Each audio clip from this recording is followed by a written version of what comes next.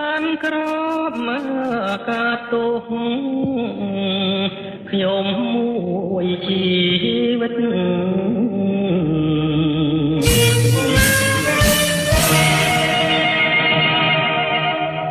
ជាប់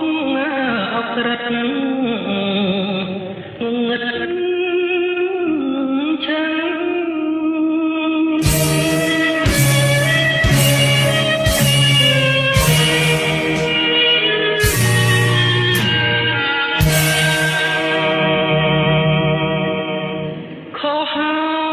ខ្ញុំមកប្រស្រីប្រពន្ធក្បត់ផ្ទៃប្តីជ្រុលដៃប្រហាដាយមហានិច្ចាច្បាប់ដាក់ទោសមួយសង្ខារចោលបុត្រត្រាម្នាក់